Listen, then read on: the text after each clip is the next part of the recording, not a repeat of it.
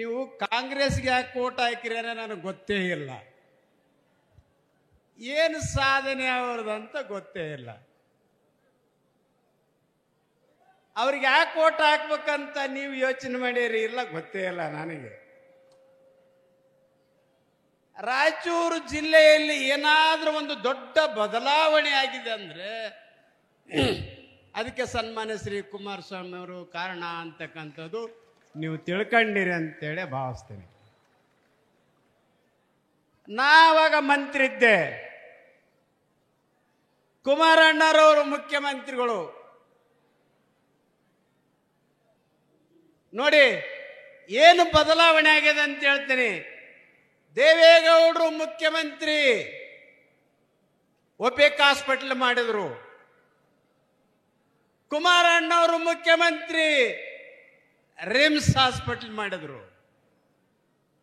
ಕುಮಾರಣ್ಣವರು ಮುಖ್ಯಮಂತ್ರಿ Navodaya medical college ಮಾಡಿದ್ರು. ಕುಮಾರಣ್ಣವರು ಮುಖ್ಯಮಂತ್ರಿ ನಿಮಗೆ ಗೊತ್ತಿರಲಿ, ಸುಮಾರು ರಾಯಚೂರು ಜಿಲ್ಲೆನಲ್ಲಿ ಸುಮಾರು ಎಷ್ಟಂದ್ರೆ 100ಕ್ಕೂ ಹೆಚ್ಚು ವಿದ್ಯುತ್ ಉಪಕೇಂದ್ರಗಳನ್ನು ಮಾಡಿರ್ತಕ್ಕಂಥದ್ದು ನಾವು ನೋಡುತ್ತೇವೆ.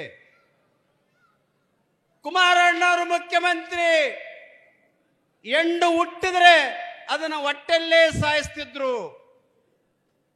ಯಾವ ದೇಶದಲ್ಲಿ ಹೆಣ್ಣಿನ ಸಂಖ್ಯೆ ಕಡಿಮೆ ಇರ್ತದೆ ಆ ದೇಶ ಬಹಳ ದಿವಸ ಉಳಿಯೋದಿಲ್ಲ. ಆ ದೇಶದಲ್ಲಿ ಲಾ ಅಂಡ್ ಆರ್ಡರ್ ಇರೋದಿಲ್ಲ, ಆ ದೇಶದಲ್ಲಿ ಕಾನೂನು ಮತ್ತು ಸುವ್ಯವಸ್ಥೆ ಇರೋದಿಲ್ಲ ಅಂತಕ್ಕಂಥ ಮಾತನ್ನ ಮಾನ್ಯ ಆಗಿನ ಮುಖ್ಯಮಂತ್ರಿಗಳಾಗಿರ್ತಕ್ಕಂಥ ನಮ್ಮ ನಾಯಕರಾಗಿರ್ತಕ್ಕಂಥ ಸನ್ಮಾನ್ಯ ಶ್ರೀ ಕುಮಾರಸ್ವಾಮಿ ಅವರು. ಹಾಗಾಗಿ ಭಾಗ್ಯಲಕ್ಷ್ಮಿ ಯೋಜನೆ ಮಾಡುವ ಮೂಲಕ ನಿಮ್ಮ ಮಕ್ಕಳನ್ನ ಸಾಯಿಸಬೇಡ್ರಿ, ನಾನಿದ್ದೇನೆ, ನಿಮ್ಮ ಮಕ್ಕಳನ್ನ ಸಾಕ್ತೇನೆ, ನಿಮ್ಮ ಮಕ್ಕಳಿಗೆ ವಿದ್ಯಾಭ್ಯಾಸ ಕೊಡ್ತೀನಿ ಅಂತಕ್ಕಂಥದ್ದು ಭರವಸೆಯನ್ನಾದ್ರೆ ಈ ದೇಶದಲ್ಲಿ ಈ ರಾಜ್ಯದಲ್ಲಿ ಯಾರಾದರೂ ಕೊಟ್ಟಿದ್ರೆ ಸನ್ಮಾನ್ಯ ಶ್ರೀ ಮುಖ್ಯಮಂತ್ರಿಗಳಾಗಿರ್ತಕ್ಕಂಥ ಅಂದಿನ ಮುಖ್ಯಮಂತ್ರಿ ಕುಮಾರಸ್ವಾಮಿ ಅವರು. ಅಷ್ಟೇ ಅಲ್ಲ, ಕುಮಾರಸ್ವಾಮಿ ಅವರು ಮಾಡಿರ್ತಕ್ಕಂಥದ್ದು ಅವತ್ತು ಬಡವರಿಗೆ ರೋಗ ಬಂದ್ರೆ ಹಾರ್ಟ್ ರೋಗ ಅಂತಕ್ಕಂಥದ್ದಾಗಲಿ ದೊಡ್ಡ ದೊಡ್ಡ ರೋಗಗಳೇನಾರ ಬಂದ್ರೆ ಬಡವರ ಮಕ್ಕಳು ತೋರ್ಸಕ್ಕಾಗೋದಿಲ್ಲ ಅನ್ನಕ್ಕಾಗಿ ಯಶಸ್ವಿನೀಕರಣ ಮಾಡೋ ಮೂಲಕ ಬಡವರು ಎಷ್ಟು ಲಕ್ಷ ಖರ್ಚು ಮಾಡಿದ್ರು ಕೂಡ ಸರ್ಕಾರ ನಾ ಭರಿಸ್ತಿರ್ತಕ್ಕಂಥದ್ದು ಭರವಸೆ ಏನಾದರೂ ಕೊಟ್ಟಿದ್ರೆ ಸನ್ಮಾನ್ಯ ಶ್ರೀ ಕುಮಾರಸ್ವಾಮಿ ಅವರು ಅಂತಕ್ಕಂಥದ್ದು ನೀವು ತಿಳ್ಕೊಂಡಿರಿ ಅಂತೇಳಿ ಭಾವಿಸ್ತೇನೆ. ಅಷ್ಟೇ ಅಲ್ಲ, ರಾಯಚೂರು ಜಿಲ್ಲೆಯಲ್ಲಿ ಅಷ್ಟೇ ಅಲ್ಲ, ಕರ್ನಾಟಕ ರಾಜ್ಯದಲ್ಲಿ ಬಹಳ ದೊಡ್ಡ ಬದಲಾವಣೆ. ಜಗತ್ತಿನಲ್ಲಿ ಯಾರಾದ್ರೊಬ್ಬ 5 ಕೋಟಿ ಜನನಾಯಕ ಗ್ರಾಮ ವಾಸ್ತವ್ಯ ಹಳ್ಳಿಯಲ್ಲಿ ಯಾರಾದ್ರೆ ವಾಸ ಮಾಡಿದ್ರೆ ಸನ್ಮಾನ್ಯ ಶ್ರೀ ಕುಮಾರಸ್ವಾಮಿ ಅವರು ಅಂತಕ್ಕಂಥದ್ದು ನೀವು ತಿಳ್ಕೊಂಡಿರಂತೆ ಭಾವಿಸ್ತಾನೆ. ಈಗ ನೀವು ಹೋಗಿ ಮುಖ್ಯಮಂತ್ರಿನ ಕಂಡು ಬರ್ರಿ, ನೋಡೋಣ ಹೆಂಗರ್ತದ ಅಂತೇಳಿ. ಕುಮಾರಸ್ವಾಮಿ ಅವರು ಮುಖ್ಯಮಂತ್ರಿ, ರೈತರನ್ನ ವಿಧಾನಸೌಧಕ್ಕೆ ಬರೋದಕ್ಕೆ ಅಡ್ಡ ತನಕ ಮಾಡಬೇಡ್ರಿ. ಅವ್ರು ಯಾರು ಕಳ್ರಲ್ಲ, ಅವರು ಏನಾದ ಭಯಭೀತರಲ್ಲ, ಬೇಡ್ರಿ ಅವ್ರನ್ನ ಅಂತೇಳಿ. ಹಗಲಿ ರಾತ್ರಿ ಅವರಿಗೆ ತಪಸ್ಸು ಮಾಡೋದಿದ್ರೆ ಅವ್ರನ್ನ ಭೇಟಿ ಆಗ್ತಕ್ಕಂಥ ಅವಕಾಶ ವಿಧಾನಸೌಧಕ್ಕೆ ಯಾರಾದರೂ ಕೊಟ್ಟಿದ್ರೆ ಸನ್ಮಾನ್ಯ ಶ್ರೀ ಮುಖ್ಯಮಂತ್ರಿ ಆದಂತ ಕುಮಾರಸ್ವಾಮಿ ಅವರು. ಇದು ಎಷ್ಟು ತಿಂಗಳಲ್ಲಿ?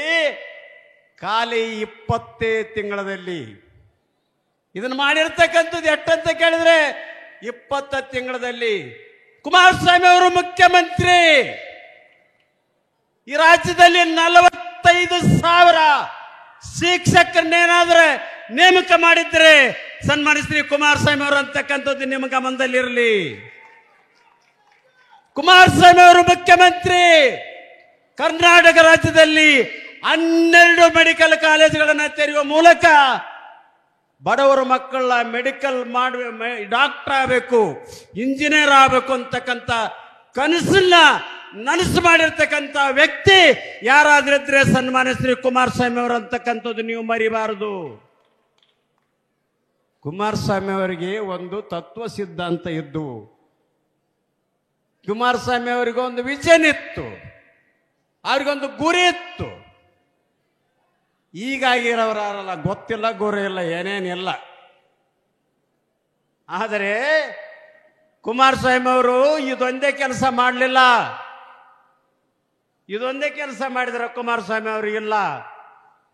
7 ಸತ್ತಿರತಕ್ಕಂಥ ರೋಗಿಗಳು ಅವತ್ತಿನ ದಿನಗಳಲ್ಲಿ 7 ಸಂದ್ರೆ ಸಾಕು. ಯಾರಾದ್ರೂ ಮನೆಗೆ 7 ಸತ್ತಿದ್ರೆ, ತಂದೆಗೆ 7 ಸತ್ತಿದ್ರೆ ಮಗ ಹೊಲದಲ್ಲಿ ಮನೆ ಮಾಡಿ ಒಂದು ಜೋಪಡಿ ಕಟ್ಟಿ ಹೊಲದಲ್ಲೇ ಇಡುತ್ತಿದ್ರು ಆ ಮಗನ್ನ, ಆ ತಂದೆಯನ್ನ. ಹೊಟ್ಟೆಗುಟ್ಟಿದ ಮಗ ತಂದಿಗೇನಾದ್ರೂ ಏಡ್ಸು ಬಂದ್ರೆ ಊರುವರೆಗೆ ಮನೆ ಕಟ್ಟಿಡ್ತಿದ್ರು, ಜೋಪಡಿ ಕಟ್ಟಿಡ್ತಿದ್ರು. ಕುಮಾರಸ್ವಾಮಿ ಅವರು ಮುಖ್ಯಮಂತ್ರಿ. ನೀವ್ಯಾರು ಏಡಿಸಿಗೆ ಹೆದರಬೇಡ್ರಿ, ನಾನಿದ್ದೇನೆ ನಿಮ್ಮನ್ನು ಬದುಕಿಸ್ತೇನೆ ಅಂತ ಹೇಳಿ ಕೊಪ್ಪಳ ಜಿಲ್ಲೆನಲ್ಲಿ ಸಾವಿರಾರು 7 ಸತ್ತಿರ್ತಕ್ಕಂಥವ್ರನ್ನ ಒಂದು ಸಭೆ ಮಾಡಿ, ಒಂದು ಈ ತರದೊಂದು ಸಮಾವೇಶ ಕರೆದು ಅವರಿಗೊಂದು ಧೈರ್ಯ ಕೊಡ್ತಾರ. ಏನ್ ಧೈರ್ಯ? ನನಗೆ ಅದು ಒಂದ್ಸಲ ಪತ್ರಿಕೆಯಲ್ಲಿ ಬಂದಿತ್ತಿದು. ಬಂದ ಕೂಡಲೇ ನಮ್ಮ ತಾಯಿ, ನಾನು ಅಟತಿಗೆ ಮಂತ್ರಿ ಆಗಿದ್ದೆ, ನಮ್ಮವ್ವ ಏನ್ ಹೇಳಿದಂದ್ರೆ, ಯಪ್ಪ ಆ ನಿಮ್ಮ ಕುಮಾರಸ್ವಾಮಿ 7 ಸತ್ತಿರೋರ್ ಮನೆಗೆ ಉಣ್ತಾನಂತಪ್ಪ, ಯಪ್ಪ ನೀನೇನಾದ್ರೂ ಅತ್ ನಿಂದ ಓದಿಗೆ ಮಾರಾಯ, ನಿನ್ನ ಕೈ ಮುಗಿತೀನಿ, ಹೋಗ್ಬೇಡ ನಮ್ಮಪ್ಪ, ಯಾಕಂದ್ರೆ ಅದು ಅಂಟು ರೋಗ, ಅದಕ್ಕೆ ಹೋಗ್ಬೇಡ, ನಿನಗತ್ತಿದ್ರೆ ಹಿಂದಡಿ ನಮ್ಮ ಮನೆನೇ ಹಾಳಾಗ್ತದ, ಹೋಗ್ಬೇಡ, ನೀವು ಕುಮಾರಸ್ವಾಮಿಗೆ ತಲೆ ಇಲ್ಲ ಅಂತ ನಮ್ಮವ್ವ. ಇಲ್ಲಮ್ಮ, ಕುಮಾರಣ್ಣ ಹೋಗ್ತಂದಾನ, ನಾವು ಹೋಗ್ಲೇಬೇಕಾಗ್ತದೆ, ನಿನ್ ಕಾಲು ಬೀಳ್ತೀನಿ, ಹೋಗ್ಬೇಡ, ಓದ್ತೀನಿ ಅಮ್ಮ. ಆದ್ರೂ ಕೂಡ ಕುಮಾರಣ್ಣ ಎಲ್ಲಾ ಮಂತ್ರಿಗಳನ್ನ ಕರ್ಕೊಂಡು ಒಂದು ಬಸ್ ಮಾಡಿಕೊಂಡು ಹೋಗಿ ಕೊಪ್ಪಳ ಜಿಲ್ಲೆಗೆ ನಮ್ಮನ್ನೆಲ್ಲರೂ ನಿಲ್ಲಿಸ್ತಾನ.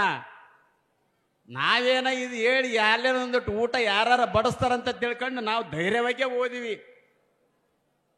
ಅಲ್ಲಿ ಹೋಗಿ ಕುಂತೇನಂದ್ರೆ ಯಾರಿಗೆ ಐತದ 7 ಸಂತ ಕೇಳಿದ, ನನಗೈತೆ ಸರ್, ನೀ ತಾಡ್ ತಗೊಳಮ್ಮ, ನೀ ಚೆರಿಗೆ ತಗೊಳಮ್ಮ, ನೀ ಗ್ಲಾಸ್ ತಗೊಳಮ್ಮ ಅನ್ಸಮ್ಮೆಲ್ಲಾರಿಗಂತ. ನಾನು ಹೋಗಿ ದೂರ ಕುಂತಿದ್ದೆ, ಹೋಗ ಕಡೆಗೆ ಅಂತೇಳಿ. ಅವಾಗ ಕುಮಾರಣ್ಣ ನನಗೆ ಎದುರ್ತೀನಿ ಅಂತ ಗೊತ್ತಿತ್ತು ಕುಮಾರಣ್ಣಗ. ಹನುಮಂತಣ್ಣ ಅಂದೆ, ಅಣ್ಣ ಇಲ್ಲೀನಿ ಬಿಡಣ್ಣ, ನಾನು ಬಾಬಾ ಈ ಕಡೆ ಕುಂದ್ರು. ಆ ಅಮ್ಮ 7 ಸತ್ತಿರ ಹೆಣ್ಮಗಳು ನನಗ ಊಟ ಬಡಿಸಿದ್ಲು. ಹೊರಗೋಗಿ ಓಮೆಟ್ ಮಾಡ್ಕೋಬೇಕಂತ ಯೋಚನೆ ಮಾಡಿದೆ. ಅದು ಬರ್ಬೇಕು ಹೆಂಗೆ? ಹೊಟ್ಟೆ ಹೋಗ್ಯದ, ಓಮೆಟ್ ಹೆಂಗಾಗ್ತದೆ? ಕುಮಾರಣ್ಣ ಎಲ್ಲರಿಗೂ ಊಟ ಮಾಡಿಸಿರೋ ಉದ್ದೇಶ ಇಷ್ಟೇ. ನಾನು ಈ ರಾಜ್ಯದ ಮುಖ್ಯಮಂತ್ರಿ, ಪ್ರಮಾಣ ವಚನ ತಗೊಳ್ಳುವಾಗ ರಾಗ ದ್ವೇಷ ಮಾಡೋದಿಲ್ಲ, ಭಯ ಭೀತಿ ನನಗೆ ಬೇಕಾಗಿಲ್ಲ. ಈ ದೇಶದ ಜನಕ್ಕ ನನಗೆ ಮತದಾರರು ಓಟ್ ಹಾಕಿದ್ದಾರೆ, ಅವ್ರಿಗೋಸ್ಕರ ನಾನು ಪ್ರಾಣ ತ್ಯಾಗಕ್ಕೂ ತಯಾರಿದ್ದೇನೆ ಅಂತಕ್ಕಂಥ ಭರವಸೆ ಕೊಟ್ಟಿದ್ದೇನೆ. ಆ ಕಾರಣಕ್ಕಾಗಿ ನಾನು ಎದುರುದಿಲ್ಲ ಅಂತ ಹೇಳಿ 7 ಸತ್ತಿರೋರ ಮನೆಗೆ ಹೋಗಿ ಗ್ರಾಮ ವಾಸ್ತವ್ಯ ಮಾಡಿ 7 ಸತ್ತಿರೋರ ಮನೆಗೆ ಊಟ. ಯಾರಾದ್ರೂ ಈ ದೇಶ ಅಲ್ಲ ಜಗತ್ತಿನಲ್ಲಿ ಯಾರಾದ್ರೂ ಈ ದೊಡ್ಡ ಸಾಧನೆ ಮಾಡಿದ್ರೆ ಸನ್ಮಾನ್ಯ ಶ್ರೀ ಕುಮಾರಸ್ವಾಮಿ ಅವರು ಅಂತಕ್ಕಂಥದ್ದು ನೀವು ಮರಿಬಾರದು ಅಂತಕ್ಕಂಥ ಮಾತನ್ನ ಹೇಳಕ್ ಬಯಸ್ತೇನೆ.